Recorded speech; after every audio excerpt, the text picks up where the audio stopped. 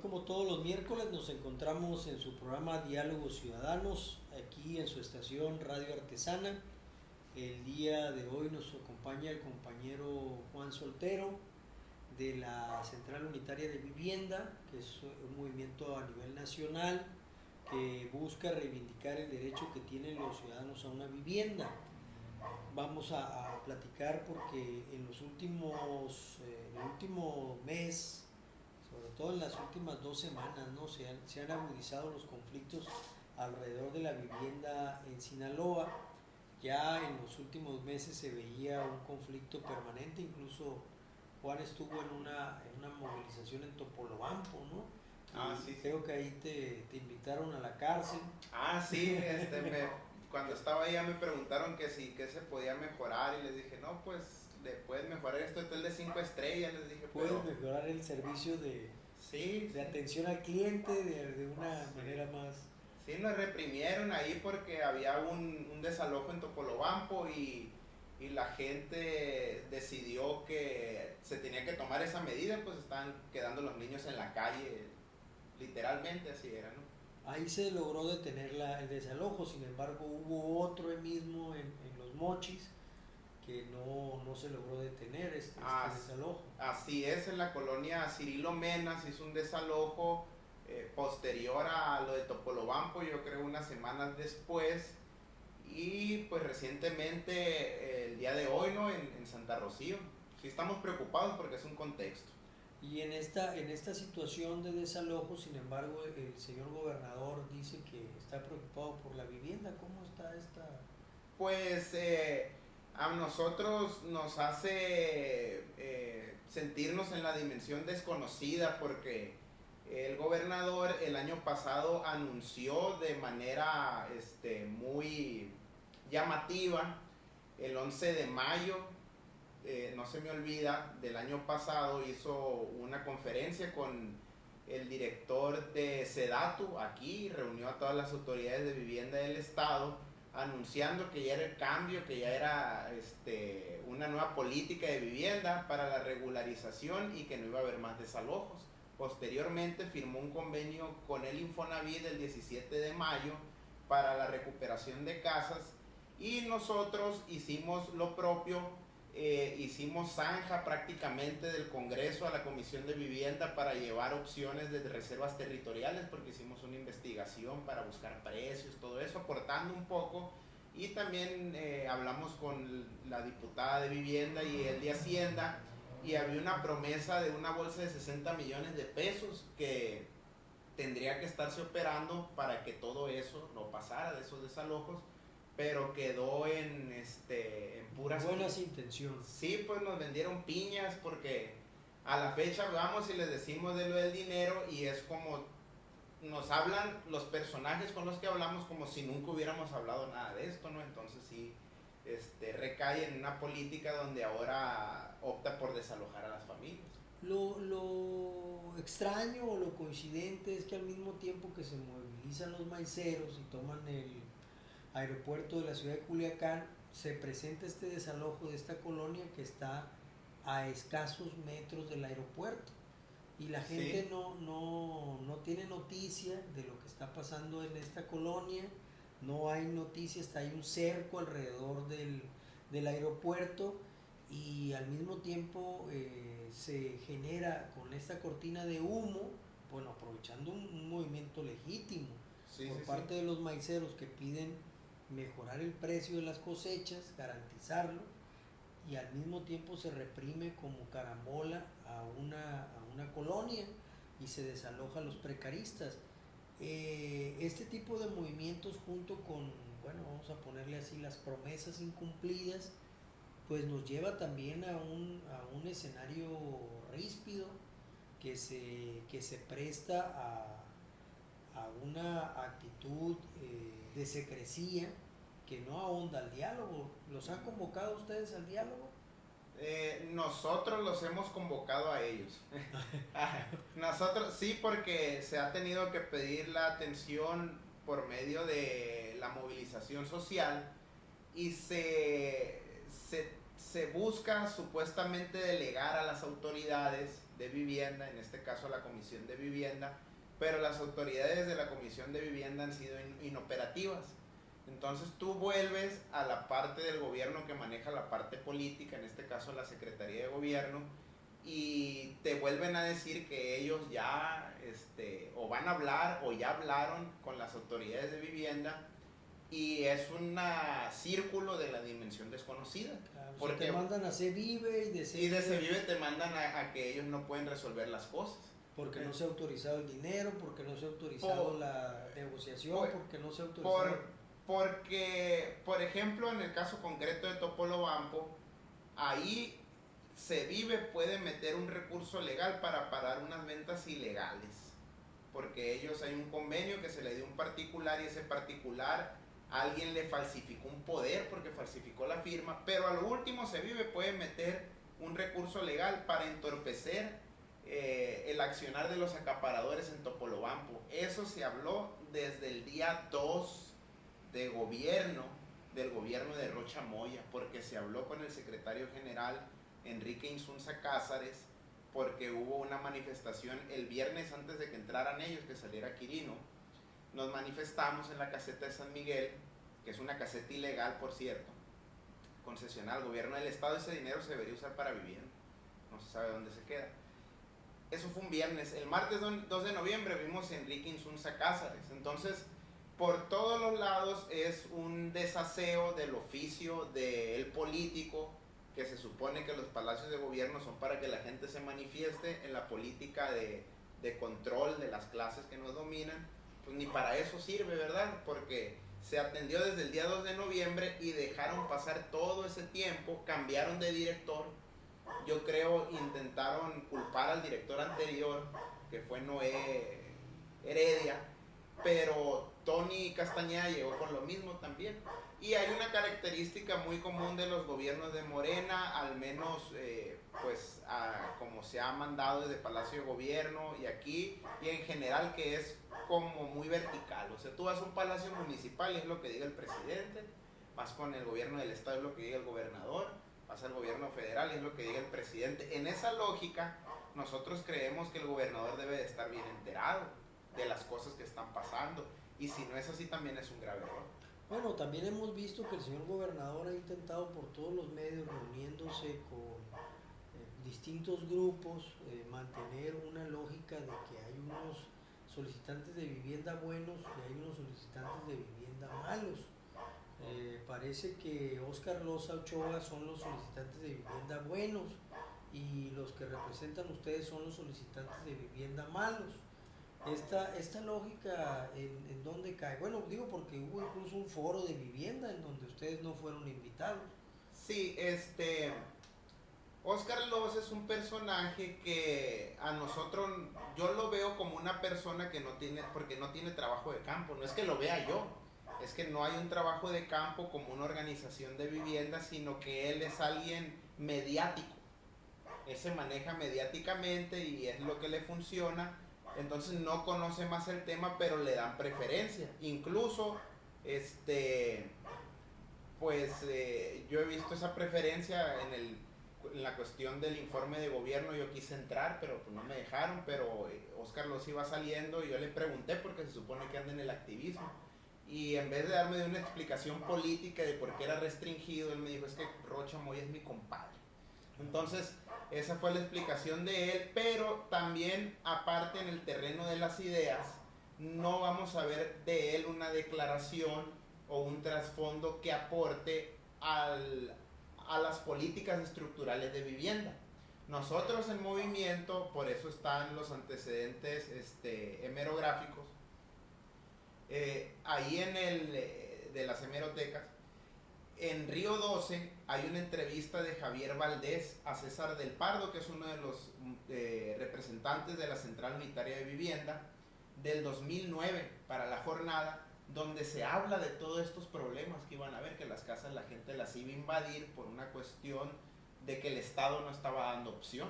Entonces a nosotros, si puede checar, está el antecedente. Óscar Loza no tiene un antecedente y se ha prestado a a conglomerar a los líderes naturales, pero no esa estrategia del gobernador o del gobierno del estado por medio de Oscar Loza no va a funcionar.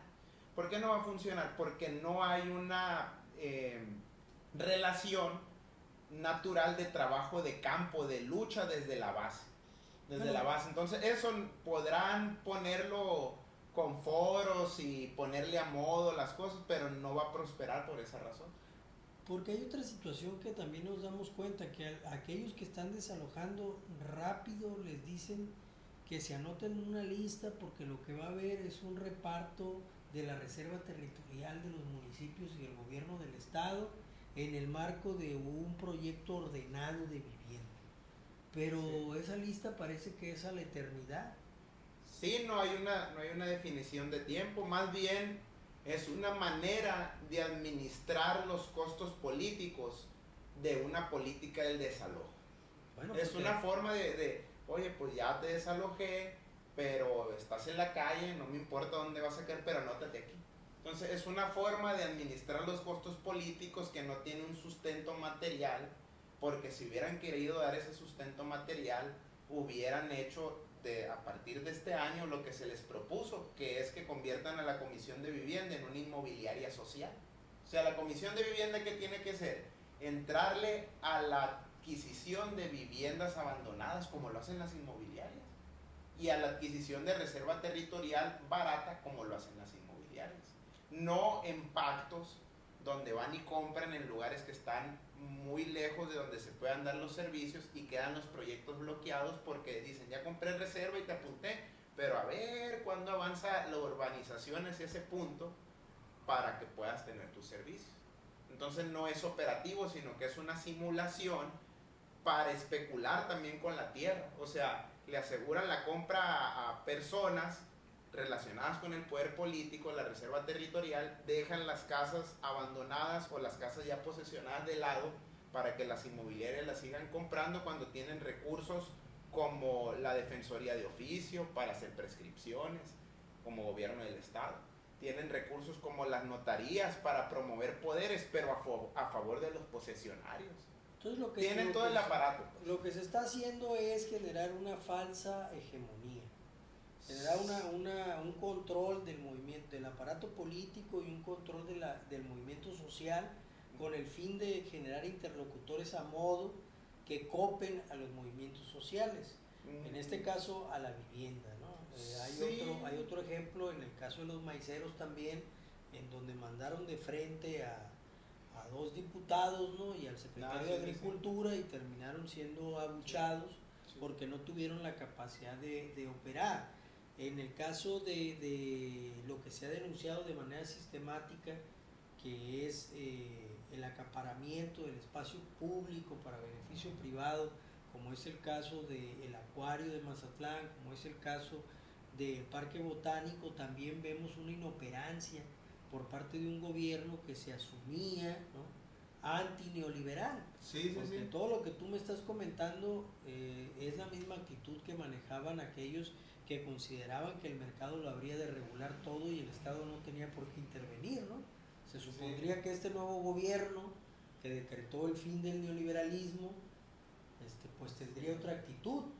Sí, pero pues imagínate, yo creo se tienen que devolver hasta pues David Ricardo, y los ingleses ya hablaban hace siglos, ¿no? De que en realidad las clases el mercado no se regula solo, lo dominan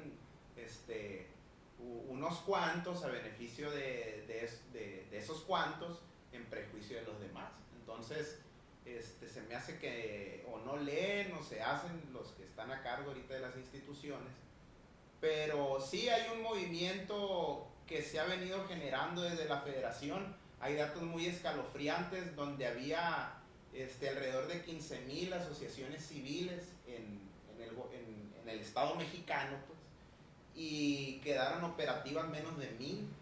Y el primer decreto que generó el presidente de la República, antes que nada, era combatir ese tipo de organizaciones, mermarlas. O sea, es un decreto oficial presidencial. Sí, es una forma de buscar el aval con personajes que tengan pues el respaldo de la gente, porque al último capitalizaron el descontento con 30 millones de votos, y más bien las cúpulas lo que ven es usar esos personajes para justificar lo que no habían podido hacer. Por ejemplo, el Tren Maya se llamaba Plan Puebla-Panamá, y yo le escarbé más porque muchas cosas no conoce uno y viene de décadas atrás. Sí, el proyecto del Tren Maya se denominó en su momento Tren Peninsular. Sí, es como... No hay en el caso del Tren Maya, no hay un proyecto novedoso por parte de Andrés Manuel. No, nomás que se llama de Maya. Nada más le cambió el nombre. Sí. Y sí, tuvo un fondo en el programa de seguridad del Plan Puebla-Panamá que planteaba en su aspecto social la construcción de los corredores de maquila como forma de contención de la migración. Algo que estamos observando en este momento. Sí. Pero la idea pues que nos han vendido de que es un gobierno que, así como Salinas por decreto dijo que éramos neoliberales, por sí. decreto Andrés Manuel dijo que ya no lo éramos, sí. Cuando en los hechos, pues dentro de todos estos matices de contradicción, pues como lo hemos dicho en otras ocasiones, ¿no? Esta para muestra es un botón, ¿no? Para muestra un botón de las contradicciones. Sabemos que es un gobierno que ha administrado en lo político desde el Pacto por México, con la reelección, sí, ¿no? Sí. Administrando la reelección de los diputados, de los presidentes municipales, ahora jugando con la idea de la reelección de los senadores, y en ese mismo contexto, administrando bajo decreto, engañando a la población, ahora con esta idea del acceso al crédito, del acceso a la vivienda, cuando en los hechos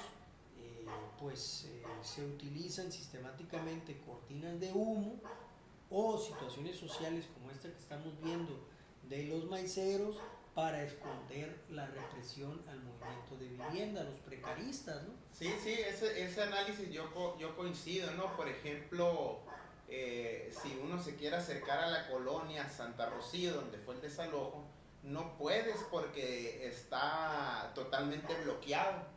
Entonces sí hay un contexto donde el Estado sabía de esa movilización de los maiceros que están reivindicando porque puede tronar el campo mexicano, pero también el Estado aprovecha y dice, bueno, algún compromiso que tenga con los especuladores, con todo esto, y van y desalojan. De tal manera que la solidaridad con esas gentes se imposibilita, porque tienen cercado con la fuerza pues pública llegar a esas zonas de la ciudad. Sí, o sea, no es casualidad eso. No, pues es que es un hecho, ¿no? Que es una forma de mermar a las organizaciones y de generar en sí un cerco informativo con el que ocultas la realidad, sí. Mientras que tienes a personeros, voy a repetir, ¿no? Que desde las organizaciones sociales le dan clamor y le dan escenario al gobernador en turno con el fin de simular. Claro, de simular, de ocultar las necesidades de la gente, ¿no? Darle una sobada de lomo a unos mientras están garroteando a otros, ¿no? Y esta situación nos lleva a preguntarnos qué es lo que hay que hacer, qué es lo que va a hacer la Central Unitaria de Vivienda para defender a los precaristas, para defender a aquellos que están solicitando la posibilidad de tener acceso a una vivienda digna, como lo establece la Constitución Política de los Estados Unidos Mexicanos. Bueno, yo creo que hay dos cosas. Uno, ver que hay una contabilidad por medio mismo del Estado se me fue el nombre de que no es el INEGI, el otro, no es Coneval porque ese es de la educación. No, sí es Coneval porque sí, el otro es de la pobreza. Sí, porque el otro es Ceneval de la educación. Bueno, hay un estudio de Coneval y de INEGI en conjunto donde se habla de 6 millones de casas abandonadas en el país. Nosotros hacemos un cálculo en el sentido de conocer los laberintos urbanos. O sea, yo muchas veces voy a tal ciudad y me dicen, oye, ¿y conoces las pirámides de México? No, pero conozco tales barrios de Catepec. O sea, por alguna razón nunca voy para allá, pues, pero uno anda en los barrios. La mitad de las casas, al menos, que se dicen que están abandonadas, ya están invadidas. Entonces hay un contexto donde el mismo capital está empujando a que esa gente sea desalojada. Y el Estado no está generando una opción real para regularizar esas familias. Y por otro lado están las casas que siguen abandonadas, que si no se administran para la gente que no está viviendo en ningún lugar, que no están invadiendo, que están rentando, también va a generar un problema. ¿Qué se tiene que hacer? Por ejemplo, aquí en Culiacán, que esparcir lo más que se pueda los derechos que tiene la gente como posesionarios, para que a partir de esa educación puedan defenderse. Y lo otro es que la gente se acerque. Nosotros nos reunimos todos los domingos a las 5 en la catedral, en el kiosco a un lado de la catedral, para de ahí ver por colonias, por barrios, la organización, porque cada uno tiene que desenvolver su cuestión jurídica, porque ese es el trabajo que no hace el gobierno. O sea, lo tenemos que hacer los barrios, o sea, decirle, mira, esta es la cuestión jurídica de esta colonia, sí le puedes arreglar. ¿Qué es lo que hacen las inmobiliarias? Y les dejan la cancha abierta, siendo que ellos tienen todo el aparato. Todo el aparato lo hacen tienen. vacío a la gente, no les dan el apoyo y permiten que los gestores inmobiliarios se apropien de las casas a partir de despachos jurídicos. Así es, y ese criterio de un supuesto beneficio por generación al Producto Interno Bruto, pues es una falsedad, porque es una concentración donde no se distribuye. ¿Cómo se distribuye? Pues distribuyendo las casas. Así es como vas a distribuir la riqueza, no creando una riqueza que no se contabiliza con quién se queda, porque te genera un problema social. Y eso ya se vio en el 2008 y con la crisis de la burbuja inmobiliaria, y se ven casos como las ciudades de 10 millones de habitantes en China, donde viven 1 millón de personas que están abandonadas, y que en aquellas ciudades donde sí vive la gente, viven en cuartitos de 2x3. Sí, los famosos cuartos rata, ¿no? Sí, sí, que es una cama nada más. La vivienda ataúd, ¿no? Sí, la vivienda ataúd. Sí, entonces, pues, si quieren ir, si la población o la sociedad no toma cartas en el asunto, pues eso nos arriesgamos, ¿no? Que al rato nos cobren el metro cuadrado en 100,000 pesos, ¿verdad? Claro, la especulación sí, inmobiliaria, ¿no? Que eso genera. Ahora, el día de mañana en específico, por la defensa de los compañeros que están siendo desalojados, entiendo que están convocando a un evento, a una actividad en el Palacio de Gobierno. Sí, sí.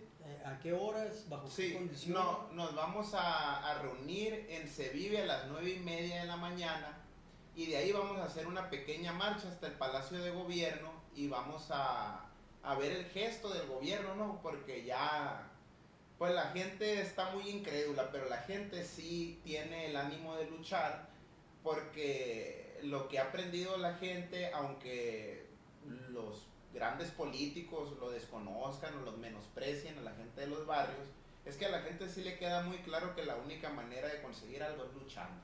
Entonces, en ese sentido, estamos muy confiados de que la gente responde, sobre todo no por una cuestión teórica. El caso es que no hay vivienda y la gente necesita un lugar donde vivir. De cada 10 trabajadores, solamente 4 cotizan en el seguro, entonces ya en el filtro se fueron 6 para los créditos, y de esos 4, pues en el filtro se van otros 2 porque no completan los puntos.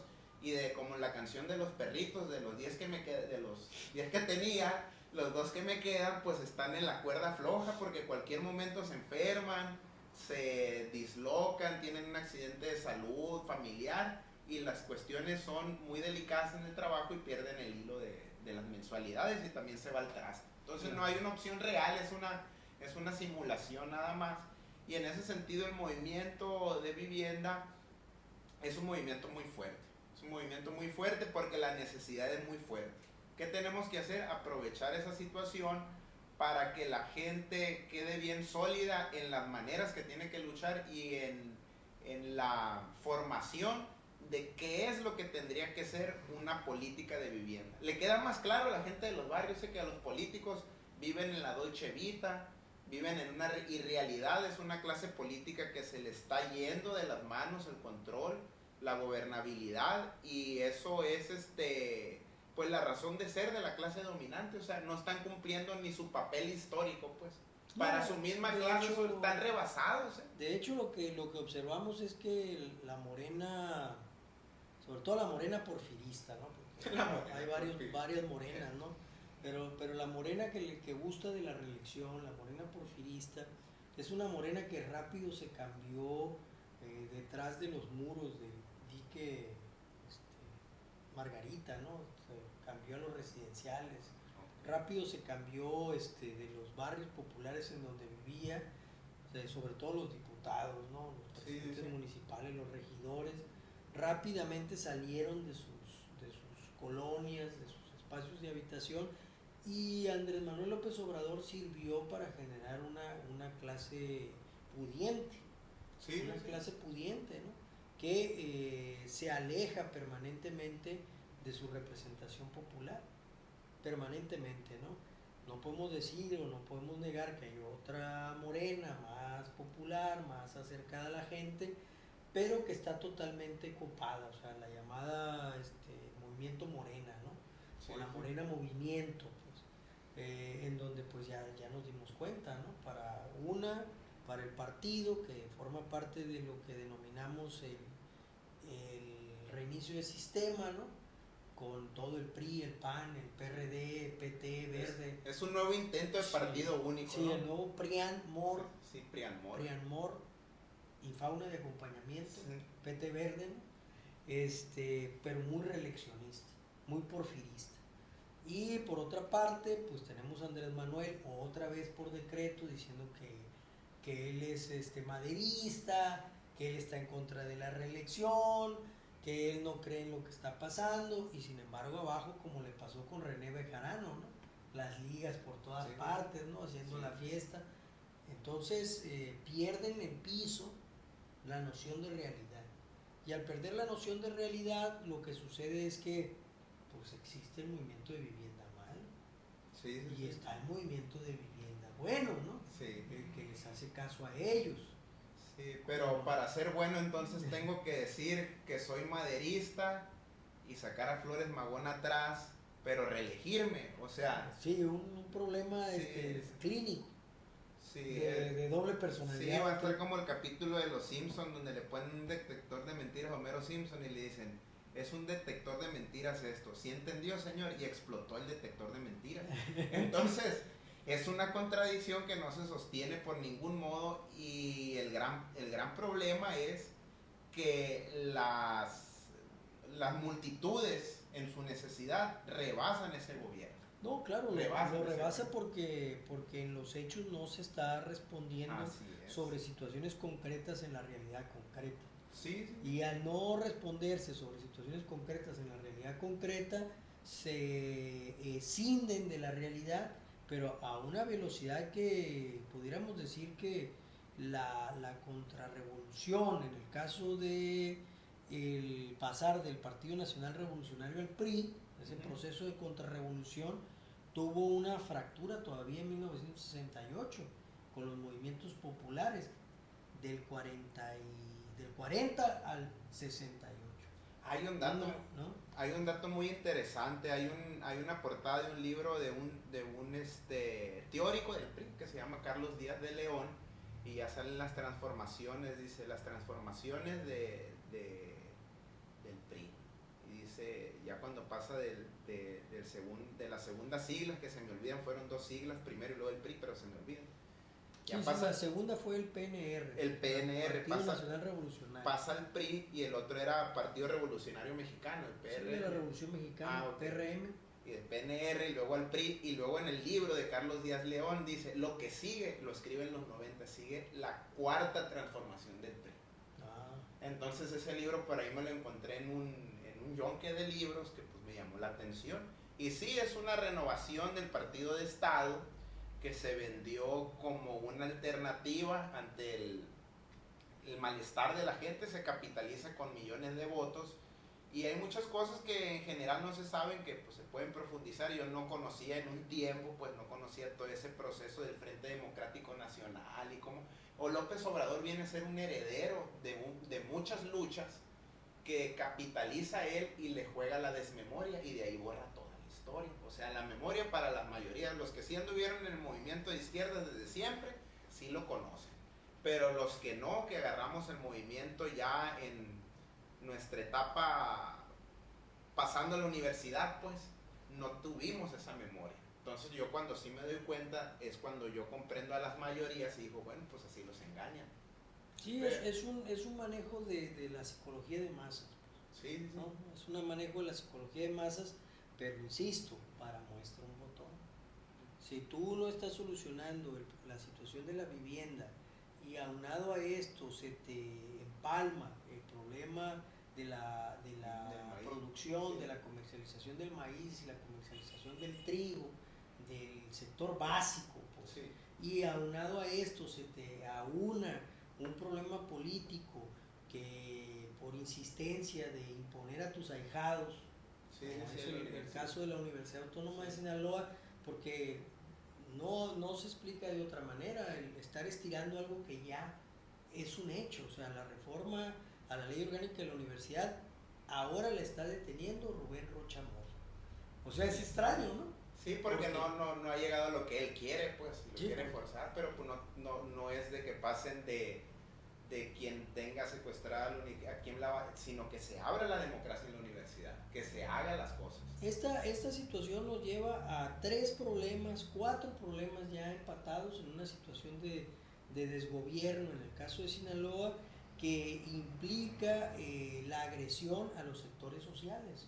Así Mientras es. no se observa, como te comenté hace un momento, a aquellos que invaden el espacio público para beneficio privado. Caso Coppel, Acuario Mazatlán, caso Coppel, el botánico, caso Coppel, el estadio Kraken, sí, en Mazatlán. De hecho, ahí hay unos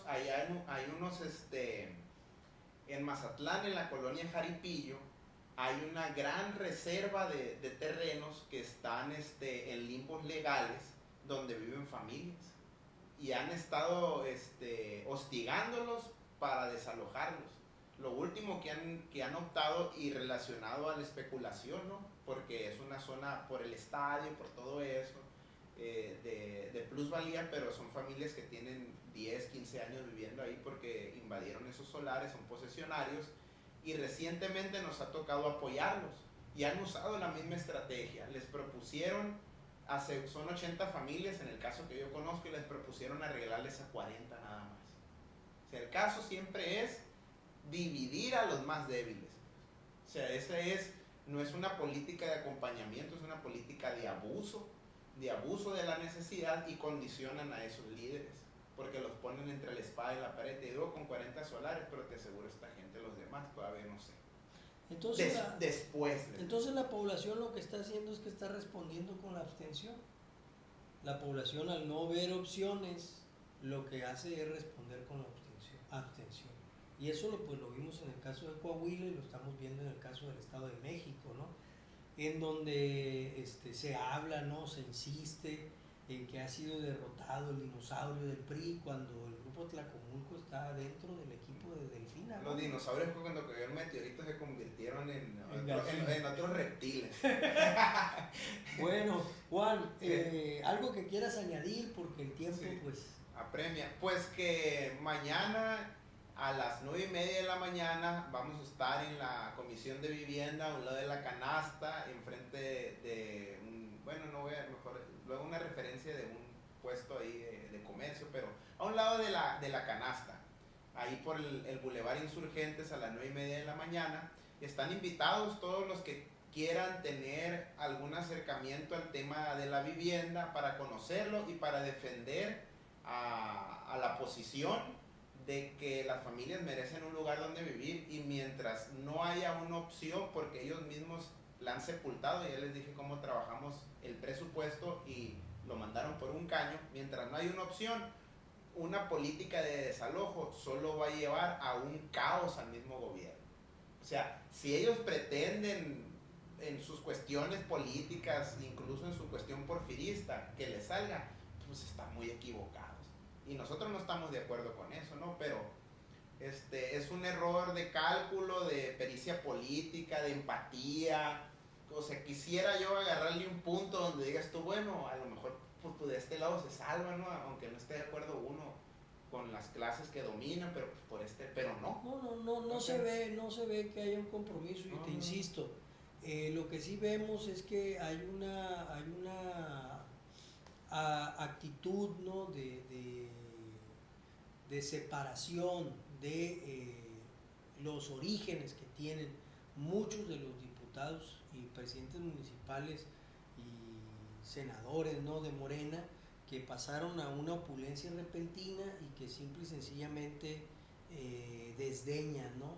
al pueblo. Sí. Están más vinculados con la clase privilegiada, están más vinculados con ese clasismo que tanto insisten en señalar, pero que en los hechos reproducen de manera sistemática al reprimir a los solicitantes de vivienda, al reprimir a los movimientos populares, al dividir a los solicitantes de apoyos y simple y sencillamente insistir en que la solución son las becas, ¿no?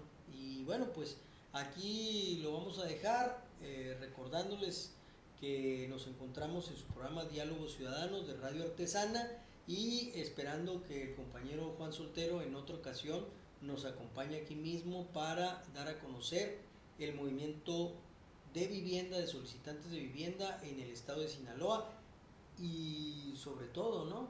Pues la falta de oficio político para construir una idea, una propuesta de transformación por parte del gobierno de Rubén Rocha Moya. Muchas gracias, te agradezco, Juan. Muchas gracias, profe. Gracias al auditorio. Bye.